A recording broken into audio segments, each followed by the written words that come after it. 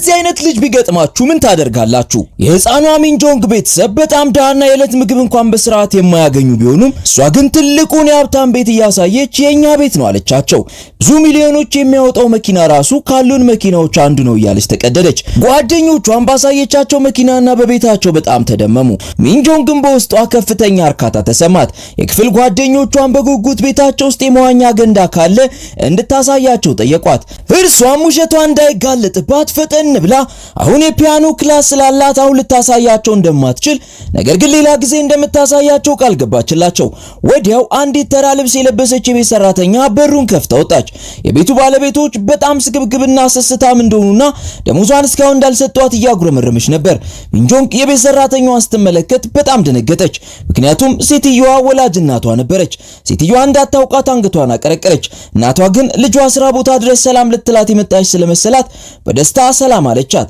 የክፍል ጓደኞቿም ስለተጠራጠሩ ሚንጆንግን የቤት ሰራተኛዋ እናቷ እንደሆነች ጠየቋት። ውሸቷ እንደተጋለጠና እንደተዋረደች የተሰማት ሚንጆንግ በቁጣ ይህችን ሴትዮዋ አላቃትም በማለት እየሮጠች ሄደች። እናቷም ወደ ቤት ስትመለስ በክፍል ጓደኞቿ ፊት እመቤቴ ብለሽ ለምን አልጠራሽኝም በማለት እየጮች እናቷን ተቆጣቻት። ለትምህርት ቤት ጓደኞቿ የቤት ሰራተኛ እናት እንዳላት መናገር እንደማትችልና እንደዚህ አይነት ልብስ ለብሳ ሌላ ጊዜ እሷን ሰላም ማለት እንደማይኖርባት አስጠነቀቀቻት። እናቷ ግን ልጇን ከመውቀስ ይልቅ ወዲያውኑ ሚንጆንግን ይቅርታ ጠይቀቻት። የልጇን ፍላጎትን በፍጥነት መረዳት ስላቃታት ራሷን ወቀሰች። ምን አይነት ደደብ ነኝ በማለት ሁለተኛ ይህንን ጥፋት እንደማትደግም ቃል ገባችላት። ሚንጆንግ ግን ጩኸቷን ቀጠለች። እንደዚህ ዳህ ሆነች ለምን ወለድሽኝ ስትል እናቷን ወቀሰቻት። በእናቷ ድህነት የተነሳ ከትምህርት ቤት ጓደኞቿ በታች መሆኗ እንደሚያበሳጫት ተናግራ በሩን በኃይል አጮኻ ወጣች። የልጇን ሁኔታ ስትመለከት እናት ለልጇ ጥሩ ሕይወት መስጠት ባለመቻሏ ለሁሉም ነገር ራሷን ተጠያቂ አደረገች። በሚቀጥለው ቀን ሁሉም የክፍል ጓደኞቿ እናቷ የቤት ሰራተኛ በመሆኗ ያሾፉባት ጀመር። ሚንጆንግ ግን በእርጋታ ከወንበሯ ተነስታ ትላንትና ያዩዋት ሴት የቤት ሰራተኛቸው እንደሆነችና ልጇን በማጣቷ ምክንያት የአእምሮ ችግር እንዳለባትና ደግ የሆነችው የሷ እናት ስለምታሳዝናት ብቻ እንደምታኖራት ተናገረች። ጓደኞቿ ግን ውሸቷ እንድታቆምና ከዚህ በኋላ የምትለውን ምንም ነገር እንደማያምኗት ነገሯት። እሷ ግን በኮንፊደንስ ያሳዩዋችሁ ቤት ታዲያ ማን ይመስላችኋል? እናንተም በሆን ሁለቴ እንኳን አላስብም በማለት ቀጥ ብላ ተነስታ ሄደች። ሚንጆንግ ተማሪዎቹን ብቻ ሳይሆን አስተማሪዋንም አታላት ነበር። በሞዴሊንግ ውድድር አንደኛ ለመውጣት ከሀብታም ከበርቴ ቤተሰብ እንደተወለደች ለመምህሯ ዋሸቻት። ቤቷ ግን እናቷን የሚያምር ልብስ አልገዛሽልኝም ብላ ወቀሰቻት። እናቷ ግን በእርጋታ ብዙ ዕዳ እንዳለባትና የሚሞቅ ልብስ ካገኘች በቂዋ እንደሆነ ገለጸችላት። እንዲያውም ይህንን ያክል የሰዎችን ትኩረት ለመሳብ እንደሚያስፈልግ ጠየቀቻት። ሚንጆንግም የምትለብሰው ልብስ የምትኖረውን ሕይወት እንደሚያሳይና እንደ ልዕልት ስትለብስ ሰዎች እንደ ልዕልት እንደሚንከባከቧት ሆኖም እንደ ለማኝም ስትለብስ እንደ ለማኝ እንደሚያደርጓት ማብራሪያውን ሰጠች። እናቷ ጥልቅ አፍረት ተሰማት። በሚቀጥለው ቀን ሚንጆንግ የውድድሩ ቦታ ስትመጣ ዩምባይ የተባለችው ሌላኛዋ ተወዳዳሪ ሚንጆንግ እንዴት እንዳማረባት ትደነቅ ነበር። ዩምባይ ሞቅ ያለ ሰላምታዋን አቀረበች። ሚንጆንግ ግን መልስ አልሰጠቻትም። የሚንጆንግን ትኩረት ለማግኘት ዩምባይ በእጇ ገፋ አደረገቻት። ሚንጆንግ መልሳ ስትገፋት አውቃ የልብሷን ቁልፍ በጠሰችው። ውድድሩ ደግሞ ሊጀመር ነው። በዚህ ተበሳጨችው ዩምባይ ሚንጆንግን መሬት ላይ ጣለቻት። ሆኖም ተጸጸተችና እንደገና ተንበርካ አጽናናቻት። ሚንጆንግ እያለቀሰች ነበር። መዳፏ ሳይጎዳ አይቀርም። ሁኔታውን ስትመለከት ዩምባይ በጣም ስትደናገጠች ትልቅ ሰው ለመጥራት ስትነሳ ሚንጆንግ አስቆመቻት። ውድድሩ ሊጀመር ስለሆነ ችግር መፍጠር እንደማያስፈልግ ነገረቻት። ከዚያም እዛ የተፈጠረውን ነገር ለማንም እንደማትናገር በመግለጽ ልብሷ የተበላሸውን ዩምባይን ይዛት ወደ መድረክ ወጣች። ዩምባይ ሚንጆንግ ስለተጎዳች መጀመሪያ ከፊት እንድትቀድም አደረገቻት። ሚንጆንግ ድንቅ ብቃቷን መድረኩ ላይ አሳየች። የዚያን ጊዜ ነበር ዩምባይ ሆን ብላ ልብሷ እንዳበላሸችባት የገባት። ምንም እንኳን ዩምባይ የተበላሸ ልብሷን ለማስተካከል ብትሞክርም ያለምንም ጥያቄ ሚንጆንግ አንደኛ በመውጣት ውድድሩን አሸነፈች። ከውድድሩ በኋላ የዩምባይ እናት ዩምባይ በውድድሩ ስለተሸነፈች ክፉኛ ተቸቻት። የዩምባይ አክስት ደግሞ ለሚንጆንግ ውድ የሆነ የኮሪያዊ ባህል ልብስ ሸለመቻት። ከዚያም ዩምባይ ሽልማቷን ስለወሰደችባት ሚንጆንግን አሯሩጣ ደረሰችባት። አጭበርብራ እንዳሸነፈችና ሽልማቱ እንደማይገባት ነገረቻት። ከዚያም ጥያቄዋን በጥያቄ በመመለስ ኤሊ ጥንቸልን ለምን እንዳሸነፈቻት ጠየቀቻት። ምላሿንም ሳትጠብቅ ኤሊ የተሻለውን ሕይወት መርጣ እንደሆነ መልሱን ራሷ ሰጠቻት። ቀጥላም ጥንቸል አጉል በራሷ ተማምና ስትዘናጋ ኤሊ የሷን ቦታ እንደወሰደች ገለጸችላት። ከዚያም አሸናፊዎች ሁሌም የራሳቸው ምክንያት እንዳላቸው ነገረቻት። ዩምባይ ግን ሚንጆንግ ሽልማቱ ይገባታል ብላ ስላላመነች ቀምታት ሮጠች። ሁለቱ እየተጣሉ ልብሱ የተጠራቀመ ውሃ ውስጥ ወደቀ። ለሚንጆንግ ይህ ውድ ስጦታ በጣም አስፈላጊ ነበር። ያለምንም ማመንታት ዘላ ወደ ቆሻሻው ውሃ ገባች። ይህ ድርጊቷ ግን ዩምባይን አስገረማት። ከሀብታም ቤተሰብ እንደመወለዷ ዩምባይ ይህ ስጦታ ለሚንጆንግ ምን ያክል አስፈላጊ እንደሆነ ላይገባት ይችላል። ሚንጆንግ ውዱን ልብሷን እናቷ ስትነካባት አትክልት በምትሸጥበት እጇ እንዳታበላሽባት ልብሷን ሁለተኛ እንዳትነካ አስጠነቀቀቻት። የገዛ ልጇ እንዲህ ስትጸየፋት ልጇን ከመቆጣት ይልቅ የበለጠ የጥፋተኝነት ስሜት ነበር የተሰማት። ይሄም ብቻ ሳይበቃት ሚንጆንግ የጓደኞቿ እናቶች ጽድት ያለ ልብስ ሲለብሱ የእሷ እናት ብቻ አሮጌ ልብስ እንደምትለብስ ቅሬቷን አቀረበች። እንዲያውም ከእንደዚች አይነት ድሃ እናት ጋር ከምትኖር ወላጅ አልባ ብትሆን የተሻለ እንደነበር ተናገረች። እናቷ በማንነቷ የበለጠ አፍረት ተሰማት። ምንም እንኳን የቻለችውን ያክል ለመስራት እየጣረች ቢሆንም ለልጇ ግን የምትፈልገውን ጥሩ ሕይወት ልትሰጣት አልቻለችም። በፒንክ ቀለም የተሰራውን አልጋና ብርድ ልብስ እያየች ለልጇ ያላትን ነገር ሁሉ ከመስጠት ወደ ኋላ ብላ እንደማታውቅ አሰበች። በኋላም የልጇን ጥሩ ውጤት እየተመለከተች ሚንጆንግ ጥሩ ውጤት ማምጣቷን ለምን እንዳልነገረቻት ጠየቀቻት። እሷም ብትናገርም እንኳን እንደ ጓደኞቿ እናቶች ስጦታ ስለማትገዛላት መናገሯ ጥቅሙ እንደማይታያት ገለጸች። ልጇን ደስተኛ ለማድረግ በዚህ ወር ብድሯን ላለመክፈልና ሚንጆንግን የምትወደውን የምዕራባውያን ምግብ ለመጋበዝ አሰበች። ከልጇ ጋር ዘንጠው እየወጡ የብድሩን ብር ሊቀበሉ የመጡት ሰዎች ቀድመው ሚንጆንግን ስላገኙ ከሷ ላይ ዋጋ ያላቸውን ነገሮች ወሰዱባት። እናቷም ከርቀት ስትመለከት ሂል ጫማዋን አውልቃ አንደኛው መታቸው። ሰዎቹ ግን በቀላሉ የሚፋቷት አይመስሉም። ሴትየዋ ላይ ጥቃት ማድረስ ጀመሩ። መሬት ላይ ወድቃ እናቷ እያለቀሰች ሚንጆንግ ለሀብታም ቤተሰብ ወስደሽ ሽጭኝ አለቻት። ልጇንም ከራሷ ጋር በማቀየቷ ደስተኛ ሕይወት እየኖሩ ነው ማለት እንዳልሆነ ነገረቻት። ለሁሉም ደስታ ስትል ለሀብታም እንድትሰጣት ልጇ ተማጸነቻት። ይህንን ስትሰማ እናቷ በእጅጉ ተከፋች። ከአበዳሪዎቿም ለማምለጥ በሌሊት ዕቃዋን መጫን ጀመረች። ሁሉንም ዕቃ እያነሳች ስታስገባ ልጇ ቤት እየለቀቁ ሳይሆን እየሸሹ እንደሆነ ልታስታውሳት ሞከረች። ብዙም ሳይቆይ የዩምባይ ቤተሰቦች ትዳር አደጋ ላይ ወደቀ። እናቷ አባቷን ልትፈታው እንዳሰበች ስትረዳ ዩምባይ የእናቷ መኪና ውስጥ ከኋላ ተደበቀች። ነገር ግን በሚያስደነግጥ ሁኔታ በመንገድ ላይ እየሄዱ የመኪና አደጋ ደረሰ። እሷም አጎቷ ሲሞት በገዛ አይኗ ተመለከተች። በድንጋጤ ዩምባይ ከመኪና ወረደች። አደጋውን ያደረሰችው የዩምባይ እናት ሰው ሳይመለከታት በፊት መኪናውን አስነስታ ስትከንፍ ከአካባቢው ተሰወረች። የገዛ ልጇ ግን ከኋላ እየተከተለች ስትጠራት አላየቻትም ነበር። ዩምባይ ሌሊቱን በሙሉ በጭድ ውስጥ ተደብቃ ስታለቅስ አደረች። ሲነጋም ዋናው አስፋልት ላይ የፖሊስ መኪና ስትመለከት እየሮጠች እርዳታ ለመጠየቅ ወደ አስፋልት ወጣች። ሆኖም ግን ሌሊቱን በሙሉ ስትነዳ ያደረችውና ከድካም ጋር እየታገለች የምትነዳው የሚንጆንግ እናት ገጨቻት። አደጋውን ማድረሳቸውን ሰው ሳያውቅባቸው በፊት መኪና ጭነው አንድ ሞቴል ወሰዷት። ራሷን ስታ የተሰረረችውን ዩምባይን ሲመለከቱ እንታሰራለን በሚል ፍራቻ ፖሊስ ጋር ሳይደውሉ ቀሩ። ዩምባይ በድንገት ነቃች። ነገር ግን ስትነቃ ትውስቷን አጥታ ነበር። እናትና ልጅ በዚች ልጅ የተነሳ አበዳሪዎቻቸው እንዳያገኟቸው ስለፈሩ እዚያው ጥለዋት ለመሄድ ወሰኑ። ሁለቱ ከሞቴሉ ሊወጡ ሲል ግን አንድ ፖሊስ አስቆማቸው። እነርሱም የተነቃባቸው ስለመሰላቸው በጣም ደነገጡ። ፖሊሱ ግን ስለ ትላንትናው ማታ አደጋ ምናልባት ያዩት ነገር ካለ ብቻ ነበር የጠየቃቸው። የሚንጆንግ እናት ምንም አላየንም ብላ ፊቷን አዙራ ልትሄድ ስትል ዩምባይ ከነሱ ላይ እየሮጠች መጣች። ወገቧንም አቅፋ እናቴ ጥለሽኝ አትሂጂ ስትላት የሞቴሉ ባለቤት ሻንጣ ይዘው እየወጡ ስለነበር በእርግጥም ልጃቸውን ጥለው ሊሄዱ እንደነበር ጠየቃቸው። ፖሊሱንም ፊት ለፊት ስትመለከት የሚንጆንግ እናት በፍጹም እንደዚህ የማድረግ ሐሳብ እንደሌላትና ቀድማ የወጣችው መኪናውን ለማሞቅ ብቻ እንደሆነ በመናገር ዩምባይን ይዛት ወጣች። ለጊዜው ዩምባይን ይዞ ከመሄድ ውጭ አማራጭ አልነበራትም። ከዚያም ትውስቷ እስኪመለስ ብቻ ከሷ ጋር ልታቆያት ወሰነች። በሌላ ጎኑ የዩምባይ አባት ከጠፋችበት ቀን ጀምሮ በሐዘን ልቡ ተሰብሮ ዩምባይ የሳለችውን ስዕል ሲመለከት ይውል ነበር።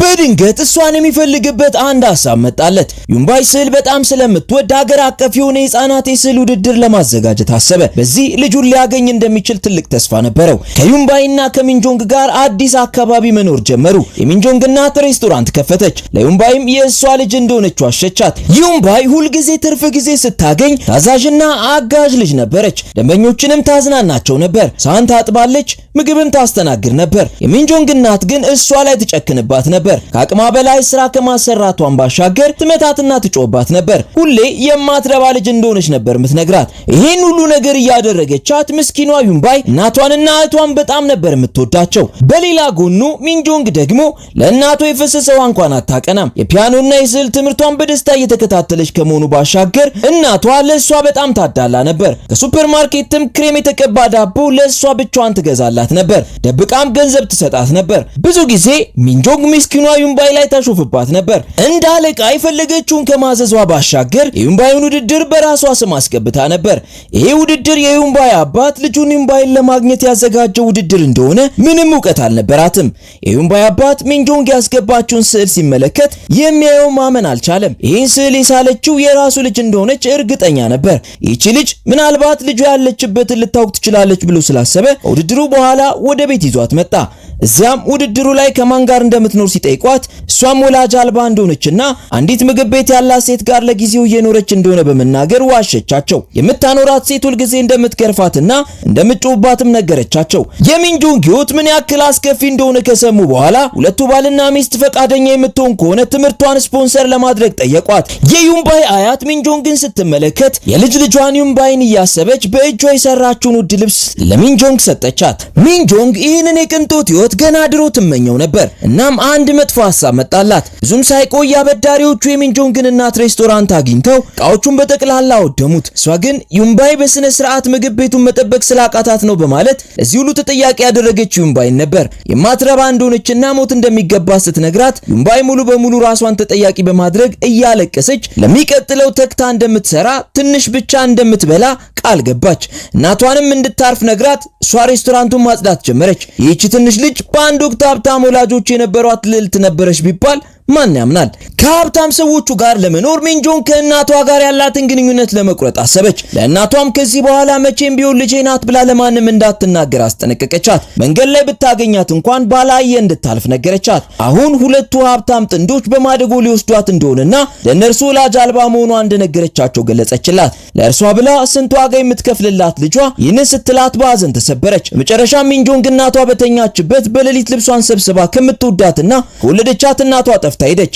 በር ላይ ሆና መቼም ቢሆን እንደ እናቷ ድሃ ሆና እንደማትኖርና ሀብታም ቅምጥል ሆና ለመኖር ለራሷ ማለች። በሚቀጥለው ቀን እናቷ ተደብቃ ያየቻት እንደሆነ ስታውቅ ሆን ብላ አሳዳጊዎቿን ምን እንደሚያደርጉላት ጠየቀቻቸው። እነርሱም እንደሚንከባከቧት እስከ ውጭ ሀገር ድረስ ልከው እንደሚያስተምሯት ነገሯት። እሷም ጎንበስ ቀና እያለች ካመሰገነች በኋላ ለእናቷ በአይኗ እንድትሄድ ምልክት ሰጠቻት። ምክንያቱም እናቷ ሀብታም ሆኖ የመኖር ተስፋ እንዳታበላሽባት ፈርታ ነበር። እናትየው ልጇ ሆን ብላ ይህን እንድትሰማ ጥያቄው እንዳቀረበች ገብቷታል። የገዛ ልጇ ባጠገቧ እያለፈች ከማየት በስተቀር ምንም ማድረግ አልቻለችም። እናቷ በጣም ነበር የተሰበረችው። ምናልባት እንደ እናት ልታደርግላት የምትችለው ይሄ ብቻ ይሆን? ልጇ ደስተኛ እስከሆነች ድረስ እሷም ደስተኛ ናት። ዩንባይ የገባችውን ቃል ጠብቃ የእናቷን ሬስቶራንት ለማሳደግ ጠንክራ እየሰራች ነው። በዚህ ሁኔታ 14 ዓመታት አለፉ። አስተዋይዋ ዩንባይ ወጣት ሴት ሆናለች። ስሟንም ቦሪ ብላ ቀይራለች። ቦሪ በእናቷ ሬስቶራንት ውስጥ ተክታ እየሰራች ነው። ሚንጆንግም ከታወቀ ዩኒቨርሲቲ ተመርቃለች። በምርቃቷ ቀን ቦሪና እናቷ የምርቃት በዓሉ ላይ ለመገኘት ወደ ሲኦል ከተማ በጠዋት ነበር የመጡት።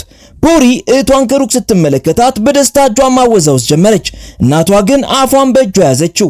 ሚንጆንግም በአይኗ ተቆጥታቸው ዘግታቸው አለፈች። ሞኟ ቦሪ ሚንጆንግ ለምን ዘግታቸው እንደሄደች አልገባትም። እናቷንም ለምን እንደዚህ እንደምታደርግ ጠየቀቻት። እናቷም ልጇን ለማየት እንጂ ለማበሳጨት እንዳልመጡ ነገረቻት። ከተወሰነ ቀን በፊት ሚንጆንግ ሀብታሙ ፍቅረኛዋ ገንዘብ እንደሌለው አወቀች። ለገንዘብ ብላ እንደ መቅረቧ መጠን ወዲያው ነበር ግንኙነቷን ያቋረጠችው። ብዙም ሳትቆይ ግን እርጉዝ መሆኗን አወቀች። ፍቅረኛዋ አሁን ምንም የለውም። እሷ ደግሞ ዘመኗን ከድሃ ሰው ጋር ማሳለፍ አትፈልግም። በመሆኑም ሚንጆንግ ልጁን የመውለድ እቅድ አልነበራትም። ሚንጆንግ ለቼክአፕ ወደ ሆስፒታል ሄደች። ዶክተሯ ጽንሱ በስርዓት እያደገ እንደሆነ ነገረቻት። ሚንጆንግ ግን ጽንሱን ለመውለድ እንደማትፈልግ ለዶክተሯ ነገረቻት። ሐኪሟ ሂደቱ እንድትጀምርላት የህፃኑ አባት ሞቷል ብላ ዋሸች። ሐኪሟ ግን ጽንሱ 6 ሳምንት እንዳለፈውና የውርጃ ሂደት የመጀመሪያው ጊዜውን እንዳለፈ ያላት ብቸኛ አማራጭ ልጁን መውለድ ብቻ እንደሆነ ስትነግራት ሚንጆንግ ከልክ በላይ ተናደደች። ይህን ልጅ መውለድ አልችልም እያለች ማልቀስ ጀመረች። ህይወቷ አደጋ ላይ ቢወድቅ አሊያም ድጋሚ ልጅ መውለድ ባትችልም የትኛውንም ኃላፊነት ለመውሰድ ዝግጁ እንደሆነች፣ ነገር ግን ጽንሱን እንድታስወጣላት እያለቀሰች ለመነቻት። ዶክተሯ ግን የገባችው ቃል ነፍስ ለማዳን እንጂ ለማጥፋት እንዳልሆነ በመግለጽ እምቢ አለቻት። በመሆኑም በራሷ መንገድ ጽንሱን ለመግደል ከፍተኛ የሙቀት መጠን ያለው ሳውና ውስጥ ገባች። ከፊት ለፊቱ ያለው ምልክት ነፍሰ ጡር ሴትና አዛውንቶች እንዳይገቡ ይከለክላል። ረጅም ሰዓት ብትቆይም በስተመጨረሻ ሳይሳካላት ወጣች። ምስኪኑ ፍቅረኛዋ የቀዳደደችውን የአልትራሳውንድ ፎቶ ከቆሻሻ ውስጥ አግኝቶ ሚንጆንግ እርጉዝ መሆኗን አወቀ። በደስታ ፎቶውን ይዞ ሚንጆንግን በእርግጥም ነፍሰ ጡር መሆኗን ጠየቃት። እሷ ግን ፍቅረኛዋን ተስፋ ለማስቆረጥ ጽንሱ እንደሞተ ነገረችው። እሱ ግን ስላላመናት እየጎተተ ወደ ሆስፒታል ሊወስዳት ሲል ሚንጆንግ ደሃ የሆነ ቀን የዚያን ጊዜ ልጁን እንዳጣ ነገረችው። ፍቅረኛዋ በጭንቀት ምንም መጥፎ ነገር እንዳታደርግ እሱ ጠንክሮ እንደሚሰራና ገንዘብ እንደሚያገኝ በፍጹም እንድትሰቃይ እንደማያደርጋትም ቃል ገባላት። ሚንጆንግ ግን የሁለቱ ነገር እንዳበቃለትና ከዚህ በኋላ የሚያስቸግራት ከሆነ ጠላቷ እንደሚሆን አስጠነቀቀችው። ሚንጆንግ አንድ መጥፎ ነገር እንዳታደርግ የፈራው ፍቅረኛዋ ወደ አሳዳጊዎቿ ቤት ሄደ። አሳዳጊ እናቷ ሚንጆንግ እዛ እንደሌለች ነገረችው። ሚንጆንግ ፍቅረኛዋ ቤት ድረስ ሊመጣ እንደሚችል አስባ ስለነበር ለአሳዳጊዋ ልጁ ያስቸገራት እንደሆነ ቀድማ ነግራት ነበር። በመሆኑም አሳዳጊዋ ምሽቱን ከነርሱ ጋር እንድታሳልፍ ጠየቀቻት። የዚያን ምሽት ሚንጆንግ ሆዷን ከባድ ቁርጠት ይሰማት ጀመር። ብርድ ልብሱን ስትገልጥ ደም እየፈሰሳት ነው። ወዲያውም አሳዳጊዋ ተነስታ ራት እንድትበላ ጠራቻት። ሚንጆንግ በፍርሃት ላበላብ ሆነች። እንዳይነቃባት አንሶላውን ቁም ሳጥን ውስጥ ደብቃ መብራቱን አጠፋችው። ህመም እየተሰማት እንደሆነና መተኛት እንዳለባት ተናገረች። አሳዳጊዋ ወደ እሷ መታ ምን እንደሆነች ጠየቀቻት። ጭንቅላቷንም በእጇ በመዳበስ ትኩሳት እንዳላት ተረዳች። ሚንጆንግ ግን አሁን መድኃኒት ወስጃለሁ ይሻለኛል በማለት ዋሸቻት። አሳዳጊዋ ብዙም ልትጫናት ስላልፈለገች ጥላት ሄደች። ሚንጆንግ ሌሊት ሁሉም ሰው ስተኛላት በድብቅ አንሶላውን ማጠብ ጀመረች። ነገር ግን አሳዳጊ እናቷ መጣችባት። በደም የተጨማለቀው ልብስና አንሶላ ስትመለከት ምን እንደተፈጠረ ጠየቀቻት። አሳዳጊ እናቷ በጭኗ መሃል የሚወርደውን ደም ተመለከተችው። በፍጥነት ወደ ሆስፒታል ይዛት ሄደች። ዶክተሩ ሚንጆንግ እርጉዝ እንደነበረች ጠየቃት። ሚንጆንግ ግን ፊት ለፊት ካደችው። አሳዳጊ እናቷም ገና ባል እንኳን ሳይኖራት በፍጹም እርጉዝ ልትሆን እንደማትችል ገለጸች። ሐኪሙ ሚንጆንግን ሲጠራጠራት የጨጓራ በሽታ እንዳለባት ነገረችው። ሐኪሙም በፍጥነት አልትራሳውንድ እንድትታይ ትዕዛዝ ሰጠ። እናቷ ሂሳቡን ከፍላ እስከምትመጣ ሚንጆንግ ለሐኪሙ እርጉዝ መሆኗን እውነታውን ተናዘዘች።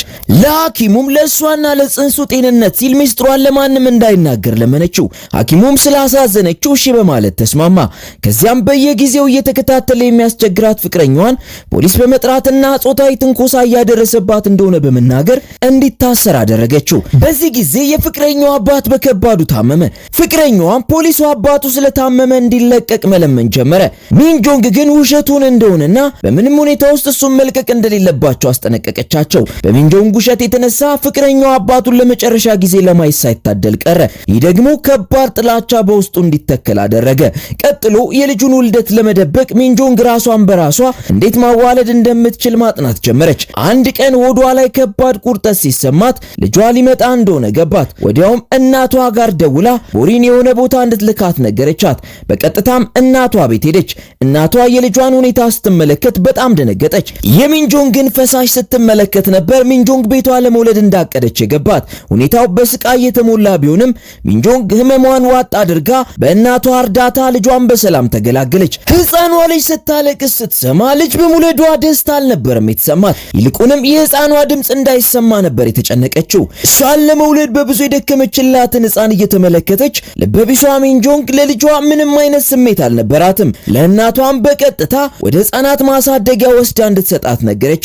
እናቷ የባህር አረም ሾርባ ለመስራት ጥላት ወጣች። ሚንጆንግ ልጇን እዛው ትታ ወደ ኋላ እንኳን ዞር ብላ ሳታያት ሄደች። ቦሪ ከሄደችበት ወደ ቤት ስትመጣ በድንገት ቤት ውስጥ ህፃን ልጅ ስትመለከት እናቷን ምን እየተከናወነ እንደሆነ ጠየቀቻት። እናቷም እየተርበተበተች ህፃኗ በር ላይ ተጥላ እንዳገኘቻት ነገረቻት። ከቦሪ ጋር የመጣችው የልብስ ስፌት አስተማሪ ደም የነካውን ፎጣና መቀስ እንዲሁም የተጣደውን ሾርባ ስትመለከት አንዳንድ ጥያቄዎችን መጠየቅ ጀመረች። እናትየዋ ግን ከክህደት በቀር የምትፈልገውን ምላሽ አልሰጠቻትም። አስተማሪዋ ምርጫ ስላልነበራት ከዚያ ሄደች። ልጇ ያስቀመጠችላትን ማስታወሻ ካነበበች በኋላ አሁንም ቦሪን ወደ ሌላ ቦታ እንድትሄድ አደረገቻት። ከዚያም ቀስ አድርጋ ህፃኗን በመውሰድ ለማደጎ ሰጠቻት። ከዚያም የህፃናት መርጃው በር ላይ ተቀምጣ በተሰበረ ልብ አለቀሰች። ሚንጆንግ የዚያኑ ማታ ተመልሳ ወደ ሀብታም ቤተሰቦቿ መጣች። አሳዳጊዎቿን ልጅ እንደወለደች በፍጹም እንዲጠረጥሩ ወይም እንዲያውቁባት አትፈልግም ነበር። ነገር ግን እስካሁን ሚንጆንግ ያሳዳጊ እናቷን ልብ ማሸነፍ አልቻለችም። ሴትዮዋ ልክ እንደ ሰራተኛ ነበር ያየቻት። የአራስ ገላዋ ያልጠገነውን ሴት በርካታ ልብሶችን በዝናብ እንድታጠብ አደረገቻት። ሲርባት ሩዙ ላይ ሙቅ ውሃ አፍስሳ ተመገበች። ሰው እንዳያገኛት ተደብቃ ነበር የምትመገበው። ወዲያው እናቷ ደውላ ልጇን ለማደጎ እንደሰጠቻት ከነገረቻት በኋላ ልጅ በመውለዷ ምክንያት ሰውነቷ ደካማ ስለሚሆን ምግብ በደንብ መመገብ እንዳለባት እንዲሁም ብዙ ሾርባ መጠጣት እንደሚኖርባት መከረቻት። እናቷ ለሷ ምን ያክል እንደምታስብ ስትመለከት አካሏም ስሜቷም የተጎዳው ሚንጆንግ እንባዋ መቆጣጠር አልቻለችም። ቁጭ ብላ ማልቀስ ጀመረች። ስታለቅስ ሰው እንዳይሰማት ድምጿን ሳታሰማ ነበር የምታለቅሰው። ብዙም ሳይቆይ የህፃናት ማሳደጊያው ቦሪንና እናቷን ጠርተው ያመጧት ልጅ በሽተኛ እንደሆነች ነገሯቸው። የህክምና ውጤቱ እንደሚያሳየው ከተወለደች ጀምሮ የመስማት ችግር እንዳለባትና ይህም እናቷ በእርግዝና ወቅት ጥንቃቄ ባለማድረግ የመጣ ችግር እንደሆነና ልጅቷን መልሰው እንዲወስዱ ነገሯቸው። ራስ ወዳዷ የሚንጆንግ እናት የቦሪን ቅንነት መጠቀሚያ በማድረግ የገዛ ልጇን ልጅ ቦሪ እንድታሳድጋት ለማድረግ አሰበች። እያንዳንዱን ነገር እያሳየቻት ልጅቷ እንድትንከባከብና እንድታሳድግ አደረገቻት። ምንም የማታውቀውና መልካሟ ቦሪ በመጀመሪያ እናቷ የጣለቻት ህፃን አሁን ደግሞ ደንቆሮ። ሆኖም ቦሪ ይችን ምስኪን ህፃን እንደ እናት ለማሳደግ ወሰነች። ራስ ወዳዷ እናት እቅዷ ስለተሳካላት በጣም ደስተኛ ከመሆኗን ባሻገር ወደ ገበያ ራሱ ይዛት ትሄድ ነበር። ለምታገኛቸው ሰዎች ሁሉ ህፃኗ የቦሪ ልጅ እንደሆነች ትነግራቸው ነበር። ይህም የአካባቢው ሰዎች ቦሪ ሳታገባ በመውለዷ ሀፍረተ ቢስ እንዲሏት አደረገ። ከዚያን ቀን ጀምሮ ቦሪ ሬስቶራንት ስራ ከጨረሰች በኋላ በየቀኑ የህፃኗን ልብስ ታጠብ ነበር። የቦሪ የልብስ ስፌት አስተማሪ ልጅቷን ለማሳደግ መወሰኗን ስትሰማ በጣም ተናዳ ነበር።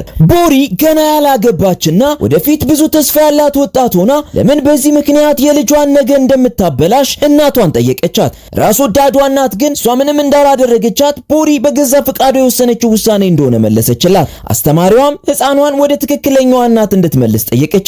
የቦሪ እናት በጣም ደነገጠች። እየተደናበረች የህፃኗን እናት እሷ እንደማታውቃት ተናገረች። አስተማሪዋ ግን የህፃኗ እናት ሲኦል ከተማ የምትኖረው የቦሪ እህት እንደሆነች ነገረቻት። መምህሯ በጣም አስተዋይ ነበረች። ይህ ሁሉ እናቷ እያተለለቻት እንደሆነ አይኗ ላይ ታይቷታል። መስኪኗ ቦሪ ግን ልጅቷ የእህቷ ሊሆን እንደማይችል ተከራከረች። ከመሄዳቸው በፊት ግን አስተማሪዋ ለቦሪ እናት ቦሪ ልጅቷ እንድታሳድግ የምታስገድዳት ከሆነ እሷም አርፋ እንደማትቀመጥ አስጠነቀቀቻት። በእርግጥም ቦሪ ያን ያክል ደደብ አልነበረችም። እናቷ ትክክለኛ ወላጅ እናቷ እንዳልሆነች ካወቀች ሰነባብታለች። ልጅቷም የእህቷ ልትሆን እንደምትችል ከፍተኛ ጥርጣሬ ነበራት። ዋናው ምክንያቷ ግን ምንም ቢሆን እናቷ አሳድጋታለች። ለዚህ ደግሞ ምስጋና ቢስ መሆን አትፈልግም። ይህንን ለመምህሯ ከነገረቻት በኋላ ውዱንና የተከበረውን ባህላዊ ልብስ አሰራር እንድታስተምራት ጠየቀቻት። በፍጥነት የራሷን ገቢ መፍጠር እንደምትፈልግና በዚያ ህፃኗን ለማሳደግ እንዳሰበች ገለጸችላት። ክፉኛ ራስ ወዳድ የሆነችው እናት እዚያ ጋር ብቻ አላቆመችም። ወደፊት የሚመጡባትን ችግሮች ለማስወገድ ቦሪ ህፃኗን ልጅ በራሷ ስም እንድታስመዘግባት ጫና መፍጠር ጀመረች። መምህሯ ግን እህቷ ከሲኦል ተመልሳ እስከምትመጣ ምንም አይነት ነገር እንዳታደርግ አስጠነቀቀቻት። ቦሪ ከፈለገች ከሷ ጋር ሲኦል ከተማ አብረው መሄድ እንደሚችሉ ነገረቻት። በዚህ የማይረባ ቦታ ተሰጥኦዋንም እንዳትቀብር መከረቻት። እናቷ ግን አሁኑኑ ልጅቷን በስሟ ካላስመዘገበች ልጅቷን ለሌላ ሰው እንደምትሰጣት ማስፈራራት ጀመረች። ለዚች ምስኪን ልጅ ብላ ልብ ቀናዋ ቦሪ አስተማሪዋ ወደ ሲኦል ይዛት ለመሄድ ያቀረበችላትን እድል እምቢ ብላ እዛው ቀረች። ይሄ ሁሉ ሆኖ የቦሪ መልካምነት የእናቷን ልብ እንድታሸንፍ አላደረጋትም። አንድ ቀን ህፃኗ ዩዳን ምንም ቢያደርጓት ጡጦውን አልጠባም አለቻቸው። እናቷም አዲስ የተወለዱ ህፃናት በአብዛኛው የሚያስፈልጋቸው የጡት ወተት እንደሆነ ነገረቻት። ምስኪኗ ቦሪ ሆስፒታል ድረስ ሄዳ የተወሰነ የጡት ወተት እንዲሰጧት እናቶችን ለመነች። ወተቱ ግን ተበላሽቶ ነበር። ልጅቷ ከጠጣች በኋላ ከባድ ትኩሳት ነበራት። እናቷ በጥፊ መታቻት። ምን ያክል ደደብና የማትረባ እንደሆነች ሰደበቻት።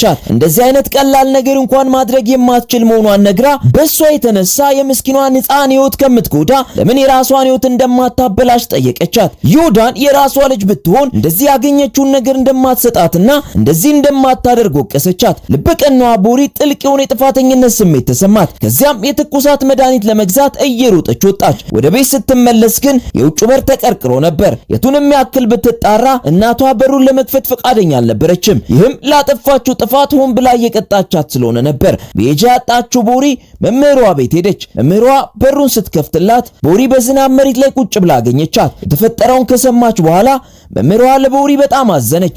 እናቷ እንደዚህ እንኳን እያሰቃየቻት ከሷ ጋር አብራ ለምን ወደ ሲኦል እንደማትሄድ ጠየቀቻት። ቦሪ ግን አንዴ እናት ከሆነች እስከ ሞት ድረስ እናት እንደምትሆንና አሁን ብቸኛው ምኞቷ ለዮዳን የጆሮ ቀዶ ሕክምና በቂ ገንዘብ ማጠራቀም እንደሆነ ነገረቻት።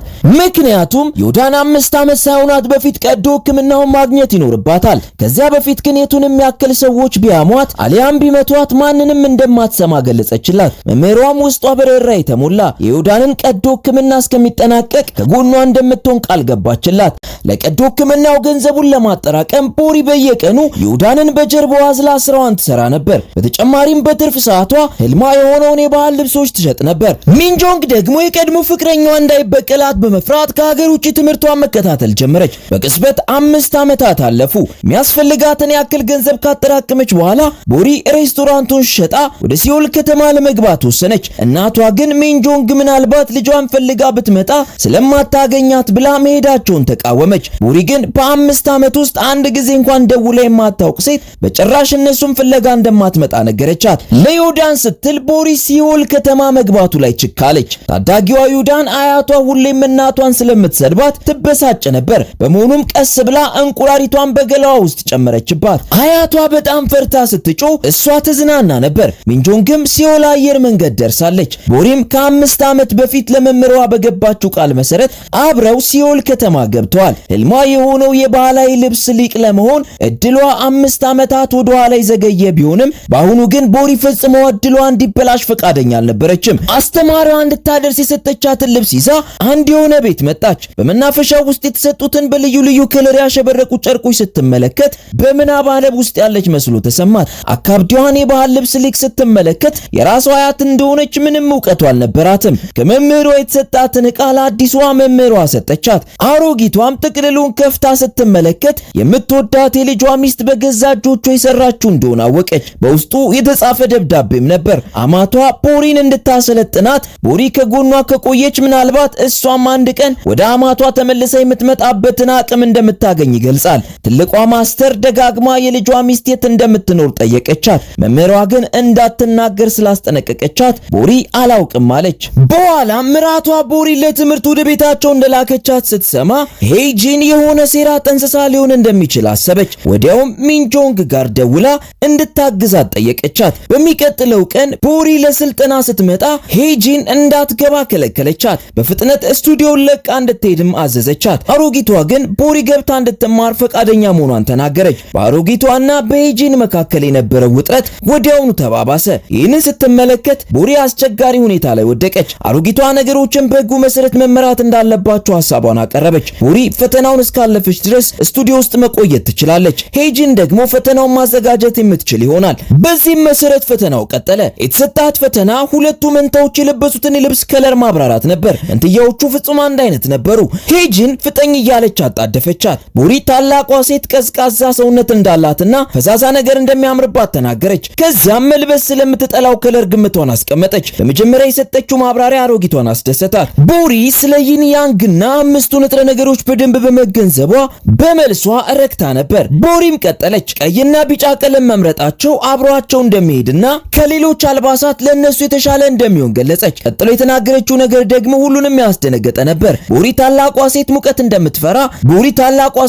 እንደምትፈራ ቀለል ያለ ማንነት እንዳላት ቢጫ ከለር ማንነቷ እንደሚገልጽና እንደሚመጥናት ተናገረች። የአሁኑ መልሷ ግን አሮጊቷን አስቆጣት። የይን ያንግን ሕግ የምትረዳ ከሆነና ትልቋ ሴት እንዳለችው ሙቀትን የምትፈራ ከሆነ መልበስ ያለባት ቢጫ ሳይሆን ሰማያዊ ከለር እንደሆነ አሮጊቷ ገለጸች። ሄጂንም በደስታ ቦሪ እንደወደቀችና በፍጥነት መባረር እንዳለባት አስታወቀች። ልክ ቦሪ መውጣት እንደጀመረች መንታዎቹ ጠሯትና የረሳችውን ዕቃዎች አቀበሏት። ከዚያም ቦሪ ትልቋን ሴት የመስማት ችግር አለብሽ ወይ ስትል ጠየቀቻት። መንታዎቹ በጣም ነበር የተገረሙት። ቦሪ ታላቋ መንታ ነገሮችን በአፍ እንቅስቃሴ እንደምትረዳ ማስተዋሏን ነገረቻቸው። ቢጫ መልበስ አለባት ያለችውም ከዚህ የተነሳ እንደሆነና ሰማያዊ ልብስ ብትለብስ በጨለማ መኪናዎች እንዳያዩት እንደሚያደርግና ለአደጋ ሊዳርጋት እንደሚችል ገለጸችላት። ቦሪ ምናልባት ታላቋ መንታ የመስማት ችግር እንዳለባት ማጋለጥ ያልፈለገችው ከዚያ እንዳትባረር ለራሷ አስባ እንደሆነ ገለጸችላቸው። በዚህ ምክንያት እሷን አጋልጣ ስቱዲዮ የመማር እድሉን ከምታገኝ እድሏን መስዋዕት ማድረግ እንደመረጠች ገለጸችላቸው። ሄጂንም ተደብቃ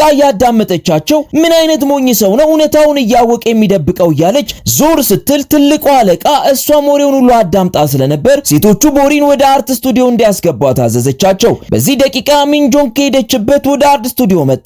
ወዲያው ወደ አያቷ ክፍል ስትሮጥ መጣች። ለትልቋ አለቃ ሞቅ ያለ ሰላምታ በመስጠት ለትልቋ ማስተር ሞቅ ያለ ሰላምታ በመስጠት እህቷ ምን ያክል የቤቱ ተወዳጅ እንደሆነች እንድታይላት ለማድረግ ሞከረች። ቦሪ በቤተሰቡ ያላትን ቦታ እንድታይላት ካደረገች በኋላ ቦሪን እንደማታውቃት በመሆን ተዋወቀቻት። ቦሪ ግን ምንም ምቾት ስላልተሰማት ተነስታ ወጣች። ሄጂን በር ላይ እየጠበቀቻት ነበር። እሷም ሚንጆንግን የጠራቻት ቦሪ እንድታባራት እንደሆነ ነገረቻት። ቦሪ ግን በፍጹም እጅ እንደማትሰጥ መለሰችላት። ምንም ነገር ቢፈጠር ስልጠኗን እንደማታቆም ገለጸች። ሁለቱ ሴቶች የስጋ እናትና ልጅ እንደሆኑ አላወቁም። መጥፎ ዕድል ደግሞ አሁን ጠላትና ጠላት አድርጓቸዋል። ብዙም ሳይቆይ ሚንጆንግ ቦሪን አግኝታ ብልጥ እንድትሆንና ቶሎ ከዚያ ቤት እንድትሄድ ነገረቻት።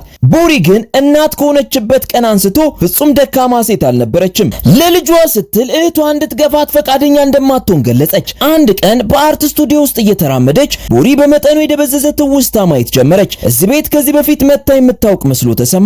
በአእምሯ የመጣውን ትውስታ እየተከተለች በልጅነቷ የእሷ የነበረው መኝታ ቤት ውስጥ ቀጥ ብላ ገባች። ግድግዳው ላይ ያለውን ስዕል ስትመለከት ልጅ ሆና የሳለችው ስዕል እዚያ ምን እንደሚያደርግ ጥያቄ ተፈጠረባት። ወዲያው ሚንጆንግ እሷ ወዳለችበት መኝታ ቤት ገባች። ቦሪም ወደዚህ ቤተሰብ የእሷን ስዕል ተጠቅማ በማጭበርበር ገብታ መሆኑን ፊት ለፊት ጠየቀቻት። ሚንጆንግ ግን ስዕሉን ቀማቻትና ስዕሉን የሳለችው ጓሮን እያየች እንደሆነ ነገረቻት። ቦሪ እንደዚህ አይነት ስዕል ስለመሳሏ ምንም የምታውቀው ነገር እንደሌለም ነገረቻት። የሁለቱን ንግግር እያለፈው የነበረው ፕሮፌሰር እያዳመጣቸው ነበር። ፕሮፌሰሩ ወደ ውስጥ ገብቶ ምን እንደተፈጠረ ጠየቃቸው። እነሱ ግን ሁለቱም ምንም የተፈጠረ ነገር የለም ሲሉ መልስ ሰጡ። ምንም እንኳን አጥጋቢ መልስ ባያገኝም የሚንጆንግ ስዕል ከሌላ ሰው የተኮረጀ እንደሆነ ቀድሞውንም ጥርጣሬ ነበረው። ስለሆነም ፕሮፌሰሩ ቦሪን ለብቻዋ ወስዶ ልጁ ዩምባ የሳለችውን ስዕል አውጥቶ የዚህ አይነት ስዕል አይታ የምታውቅ ከሆነ ጠየቃት። ፕሮፌሰሩ ምን ያክል ነገሩን ለማወቅ እንደጓጓ ስትመለከት ስዕሉን የሳልኩት እኔ ነኝ ልትለው ስትል ሚንጆንግ ሆን ብላ ወሬያቸውን አቋረጠችው። ከዚያም ፕሮፌሰሩ ሚንጆንግን ከቦሪ ጋር አንድ ትምህርት ቤት ተምረው ከሆነ ወይም የሚተዋወቁ ከሆነ ጠየቃት። ከሕፃንነቷ ጀምራ ለሀብት ከፍተኛ ፍቅር ያላት ሚንጆንግ ከዚህ ሀብታም ቤት ላለመውጣት ምንም ነገር ታደርጋለች። ፕሮፌሰሩ ቦሪ ልጁ እንደሆነች ሳይጠረጥር አይቀርም። እድል ከነርሱ ጋር ሆና የጠፋችውንና አይናቸው ስር ሆነው ሊያውቋት ያልቻሉትን ልጃቸውን ያገኟት ይሆን? በቀጣይስ ምን ይፈጠራል? ቀጣዩ ፓርት እንደተለቀቀ ወዲያው እንዲደርሳችሁ ፔጁን ሰብስክራይብ አድርጉ። በመቀጠልም ፓርት 2 ብላችሁ ጻፉ። ሁሌም ምርጥ ምርጡን ለእናንተ ቤስት ሙቪስ ሪካፕ። ይመቻችሁ።